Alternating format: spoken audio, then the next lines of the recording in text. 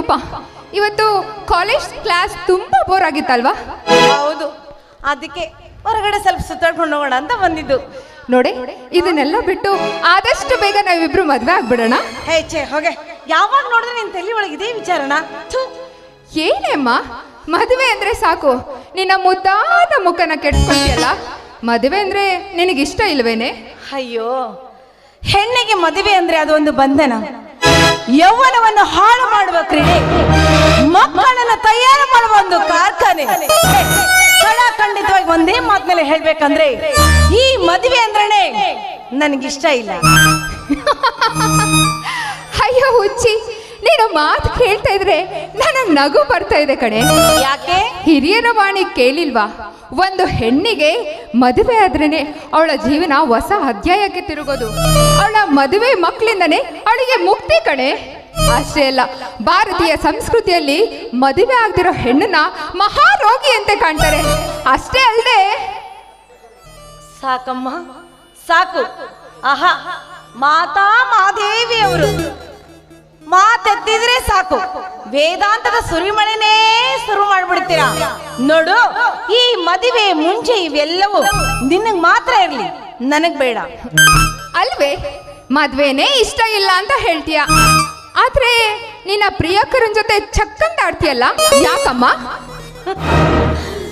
ನಾನು ಪ್ರೀತಿ ಮಾಡಿದ್ದು ಮದುವೆ ಆಗಕ್ಕಲ್ಲ, ಮಜಾ ಮಾಡೋಕ ಕಡೆ. ಯಾಕೇಳು? ಹರಿಯುವ ನೀರನ್ನು ಕಂಡು ಕುಡಿಯಲು ಬಯಸಬಾರ್ದು, ಬಾಯಾರಿಕೆ ಆದಾಗ ಮಾತ್ರ ನೀರು ಕುಡಿಬೇಕು, ಅಂದಾಗ ಅದ್ರ ದಾಹ ಎನ್ನುವುದು. ಯೌವನವನ್ನು ಇಟ್ಕೊಂಡು ಸುಮ್ಮನೆ ಇರಬಾರ್ದು, ಎಂಜಾಯ್ ಎಂಜಾಯ್ ಮಾಡಬೇಕು. ಇತ್ತೀಚೆಗೆ ನಿನ್ ತಲೆ ಕೆಟ್ಟಿದೆ ಅಂತ ಕಾಣಿಸುತ್ತೆ. ನೋಡು, ನಿನ್ನ ಉದ್ದೇಶ ಸರಿ ಇಲ್ಲ ಕಣೆ, ಸರಿ ಇಲ್ಲ. ಒಂದೊಳ್ಳೆ ಗೆಳತಿಯಾಗಿ ನಿನಗೆ ತಿಳಿ ಹೇಳ್ತೀನಿ, ಇದನ್ನ ಮೀರಿ ನೀನೇನಾದ್ರೂ ತಪ್ಪು ನಡವಳಿಕೆಯಿಂದ ನಡ್ಕೊಂಡ್ರೆ ನಿನ್ನ ಬಾಳು ಮಣ್ಣು ಸೇರುತ್ತೆ. ಎಚ್ಚರ. ಏನಿದು ಎಚ್ಚರದಿಂದ ಎಚ್ಚರ ಉಪದೇಶದಲ್ಲಿ ನನ್ನನ್ನು ತುಚ್ಛವಾಗಿ ಕಾಣ್ತಾ ಇದೆಯಲ್ಲ? ನೀನು ನಿನ್ನ ಸೋದರ ಮಾವನನ್ನು ಪ್ರೀತಿ ಮಾಡ್ತಾ ಇದೆಯಲ್ಲ, ಅದು ನಿನಗೆ ತಪ್ಪು ಅಂತ ಅನಿಸ್ಲಿಲ್ವಾ? ಇಲ್ಲ ಕಣೆ, ಖಂಡಿತವಾಗ್ಲೂ ಇಲ್ಲ. ನಾನು ಪ್ರೀತಿ ಮಾಡ್ತಾ ಇರೋದು ನನ್ನ ಮಂಜು ಮಾವನ. ನಮ್ಮ ಮಾವ ಯಾರು ಅಂತ ತಿಳ್ಕೊಂಡಿದ್ಯೆ? ನನ್ನ ತಂದೆ ಇದಾರಲ್ಲ, ಅವ್ರ ತಂಗಿ ಮಗ, ನನ್ನ ಸೋದರತ್ತೆ ಮಗ ಕಣೆ. ನನ್ನ ಸೋದರತ್ತೆ ಸಾಯ್ಬೇಕಾದ್ರೆ ಏನಂತ ಮಾತು ತಗೊಂಡಿದ್ದಾರೆ ಗೊತ್ತಾ? ಅಣ್ಣ, ನನ್ನನ್ನಂತೂ ಮದುವೆ ಮಾಡಿ ಕಳ್ಸಿದ್ಯಾ, ನಾನಂತೂ ಬಡವಿ, ನಾನೇನಾದ್ರೂ ಸತ್ತೋದ್ರೆ ನನ್ನ ಮಗ ಅನಾಥನಾಗ್ತಾನೆ ಅಣ್ಣ, ಅನಾಥನಾಗ್ತಾನೆ. ನಿನಗಂತೂ ಗಂಡು ಮಕ್ಕಳಿಲ್ಲ, ನೀನೇ ನನ್ನ ಮಗನ ದತ್ತು ತಗೊಂಡು ಅವನನ್ನ ವಿದ್ಯಾವಂತನಾಗಿ ಮಾಡಿ ನಿನ್ನ ಮಗಳನ್ನ ಕೊಟ್ಟು ಮದುವೆ ಮಾಡಬೇಕು ಅಂತ ವಚನ ತಗೊಂಡಿದ್ದಾರೆ, ವಚನ ತಗೊಂಡಿದ್ದಾರೆ. ನನ್ನ ಸೋದರತ್ತೆಯ ಮಾತಿಗೆ ಮರ್ಯಾದೆ ಕೊಟ್ಟು ಆ ವಚನದ ಪ್ರಕಾರ ನನ್ನ ಸೋದರ ಮಾವನಿಗೆ ಕೊಟ್ಟು ಮದುವೆ ಮಾಡಬೇಕು ಅಂತ ನನ್ನ ತಂದೆ ನಿರ್ಧಾರ ಮಾಡಿದ್ದಾರೆ. ಹೀಗಿರುವಾಗ ನಾನು ಮಾನಸಿಕವಾಗಿ ನನ್ನ ಮಾವನ ಪ್ರೀತಿ ಮಾಡ್ತಾ ಇದ್ದೀನಿ, ಇದರಲ್ಲಿ ತಪ್ಪೇನೇ ಇದೆ? ಸಾಕು ಮಾರೇಳೆ, ಈ ಗೋಳಿನ ಕತೆ ನಿನಗ್ ಮಾತ್ರ ಇರ್ಲಿ, ನನಗ್ ಬೇಡ. ನಾನು ಹೇಗಿರ್ಬೇಕು ಹಾಗೆ ಇರ್ತೀನಿ. ನಿನ್ನೇನು ಮಾತಾಡ್ಸಿದ್ನಲ್ಲ ಮದುವೆ ವಿಷಯ ಬಗ್ಗೆ ತೆಗೆದು, ಅದು ನನ್ನ ತಪ್ಪಮ್ಮ. ನೋಡು, ನಿನ್ಗೆ ಹೇಗೆ ಬರುತ್ತೋ ಹಾಗೆ ಇರು. ಸರಿ ಸರಿ, ಮಾತಿನ ಬರದಲ್ಲಿ ನಾನು ಹೋಗೋದನ್ನೇ ಮರ್ತು ಬಿಟ್ಟಿದ್ದೀನಿ. ಸರಿ, ನಾನು ಮತ್ತೆ ಸಿಗ್ತೀನಿ. ಏನಿಲ್ಲ, ನಂಗೆ ಲೈಬ್ರರಿ ಟೈಮ್ ಆಯ್ತು, ಬುಕ್ಸ್ ತಗೊಂಡ್ಬರ್ಬೇಕು, ಬರ್ತೀನಿ.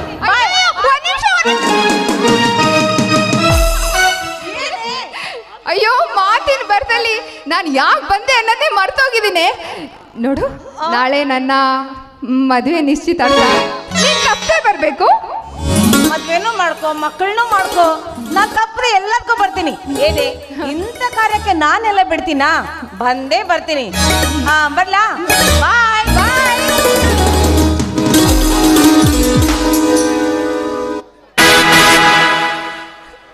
ಬಾಯ್.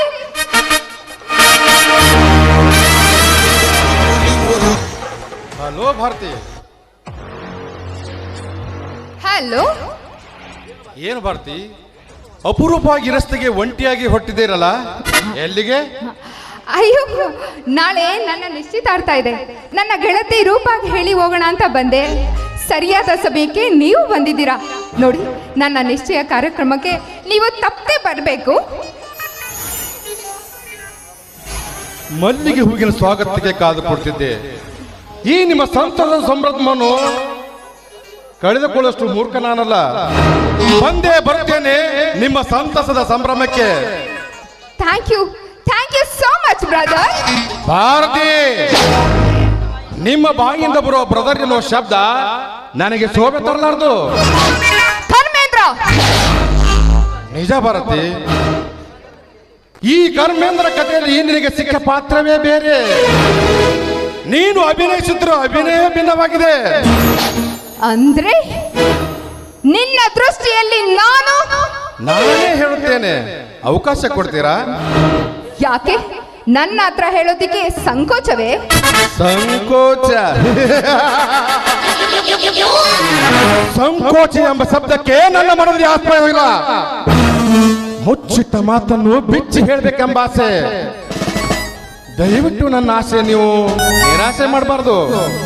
ನೀತಿಯ ಮಾತಾದ್ರೆ ಮನ್ನಣೆ ಕೊಡ್ತೀನಿ, ತುಚ್ಛವಾದ ಮಾತಾದ್ರೆ ನಿರಾಕರಿಸ್ತೀನಿ. ಹೇಳಿ, ನಿಮ್ಮ ಮನದಾಸೆ ಏನು ಅಂತ? ಭಾರತಿ, ನಾನು ಎಷ್ಟು ವರ್ಷಗಳಿಂದ ನಿಮಗೆ ಪರಿಚಯ ಉಂಟು? ಸುಮಾರು 5-6 ವರ್ಷಗಳಿಂದ ಪರಿಚಯ. ನಾನು ಇಲ್ಲಿವರೆಗೆ ನಿಮ್ಮನ್ನು ಯಾವ ಭಾವನೆಯಿಂದ ನೋಡುತ್ತಾ ಬಂದಿದ್ದೇನೆ? ನೀವು ನನ್ನನ್ನ ಪ್ರೀತಿ ಗೌರವದ ಭಾವನೆಯಿಂದ ನೋಡ್ಕೊಂಡು ಬಂದಿದ್ದೀರಾ. ಒಂದು ವಯಸ್ಸಿಗೆ ಬಂದ ಹೆಣ್ಣನ್ನು, ಒಂದು ವಯಸ್ಸಿಗೆ ಬಂದ ಗಂಡು ತುಂಬಾ ಪ್ರೀತಿ ಗೌರವದಿಂದ ಕಾಣುವ ಕಾರಣದ ಅರ್ಥ ನಿಮಗೆ ಚೆನ್ನಾಗಿ ಗೊತ್ತಿರಬೇಕಲ್ಲ? ಚೆನ್ನಾಗಿ ಗೊತ್ತಿದೆ. ಇಲ್ಲಿವರೆಗೂ ನೀವು ನನ್ನನ್ನ ಪ್ರೀತಿ ಗೌರವದ ಭಾವನೆಯಿಂದ ನೋಡ್ತಿದ್ದೀರಾ ಅಂದ್ರೆ ನನ್ನನ್ನ ತಂಗಿಯನ್ನಾಗಿ ಸ್ವೀಕರಿಸಿದ್ದೀರಾ. Thank you so much brother. ಬರ್ತೀನಿ. ಏನು ಮಾಡ್ತೇವೆ? ಹುಲಿ ಎಂದಾದ್ರೂ ಜಿಂಕೆಯನ್ನು ತಂಗಿ ಎಂದು ತಿಳಿದುಕೊಳ್ಳಬಹುದೇ? ಮುಂಗೂಸಿ ಎಂದಾದರೂ ಹಾವಿನ ಸ್ನೇಹ ಬಯಸಬಹುದೇ? ತರ್ಕ ಮಾತಾಡಿ ನನ್ನೊಂದಿಗೆ ನೀನು ಹಠ ಮಾಡಬೇಡ. ನಾನು ಹಠ ತೊಟ್ರೆ ನನ್ನ ಚಕ್ರದಿಂದ ನೀನು ಪಾರಾಗುವುದೇ ಇಲ್ಲ. ಇಂಥ ಮಾತನ್ನ ಸಾಕಷ್ಟು ನೋಡಿದ್ದೇನು. ಇದಕ್ಕೆಲ್ಲ ಎದುರುವಂತ ಹೆಣ್ಣು ನಾನಲ್ಲ. ನಿನ್ನನ್ನೇ ನಂಬಿ ನಿನ್ನ ಪ್ರೀತಿ ಮಾಡ್ತಾ ಇದ್ದಾಳಲ್ಲ ರೂಪ, ಅವಳ ಕೊರಳಿಗೆ ಮಾಂಗಲ್ಯ ಕಟ್ಟಿ ಮದುವೆ ಆಗು.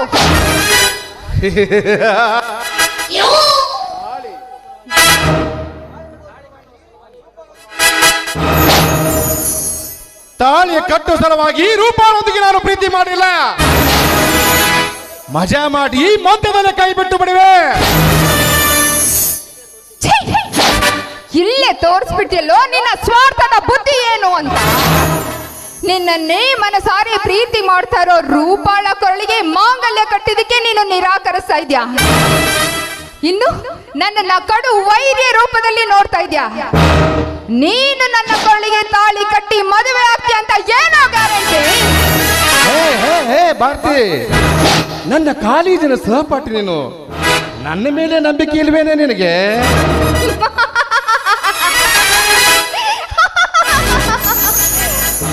I am so sorry mister Karendra. I am so sorry. ದೇವಮಾನವರಿಗೆ ಹಾಲೆರಿಬಹುದು, ನಿನ್ನಂತ ವಿಷ ಜಂತುಗೆ ಹಾಲೆರೆದು ರಕ್ಷಿಸಿಕೊಳ್ಳುವಂತ ಮೂರ್ಖರು ನಾನಲ್ಲವೋ?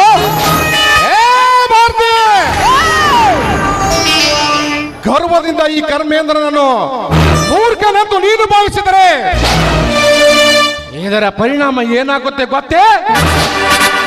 ಏನೋ ಆಗುತ್ತೆ.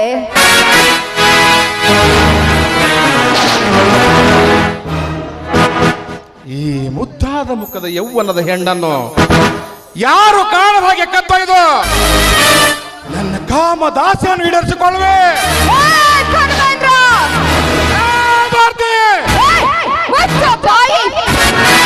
ಇನ್ನೊಂದು ಸಲ ಈ ರೀತಿ ಶಬ್ದ ನಿನ್ನಿಂದ ಏನಾದ್ರೂ ಬಂದಿದ್ದೆ ಆದ್ರೆ ನಿನ್ನ ನಾಲಿಗೆನ ಕತ್ತರಿಸಬೇಕಾಗತ್ತೆ.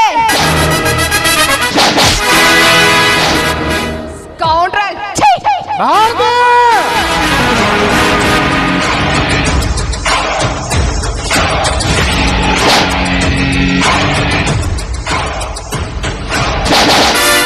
ಭಾರತಿ, ಈ ಕರ್ಮೇಂದ್ರ ಕೆನ್ನೆಗೆ ಹೊಡೆದ ತಕ್ಷಣ ನೀನು ಗೆದ್ದೆ ಎಂದು ತಿಳಿದುಕೊಂಡಿದ್ದರೆ ಅದು ನಿನ್ನ ಮೂರ್ಖತನ. ಏ ಭಾರತಿ, ಪ್ರಾಣವನ್ನು ಕಿತ್ತುಕೊಂಡು ಯಮನನ್ನ ಮತ್ತೆ ಮರಿ ಪಡೆಯಬಹುದು. ಹಾವಿನ ವಿಷ ನುಂಗಿ ತಪ್ಪಿಸಿಕೊಳ್ಳಬಹುದು. ಉಕ್ಕಿ ಬರುವ ಸಮುದ್ರದ ಈಜಿ ಜಯ ಗಳಿಸಬಹುದು. ಆದರೆ ಈ ಕರ್ಮೇಂದ್ರ ಒಂದು ಸಲ ಕಣ್ಣಿಟ್ಟ ಹೆಣ್ಣು ತಪ್ಪಿಸಿಕೊಳ್ಳಲು ಸಾಧ್ಯವೇ ಇಲ್ಲ.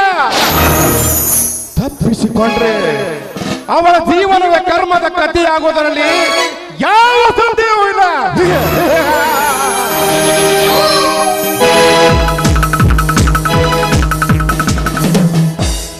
ಭಾರತಿ, ನೀನೆಷ್ಟೇ ನನ್ನನ್ನು ದ್ವೇಷಿಸಿದರು ನನ್ನ ಮನಸ್ಸು ನಿನ್ನನ್ನೇ ಬಯಸುತ್ತದೆ. ನನ್ನ ಪ್ರತಿಯೊಂದು ಹೃದಯದ ಮಿಡಿತದಲ್ಲೂ ನೀನೇ ತುಂಬಿರುವೆ. I love you Bharati, I love you.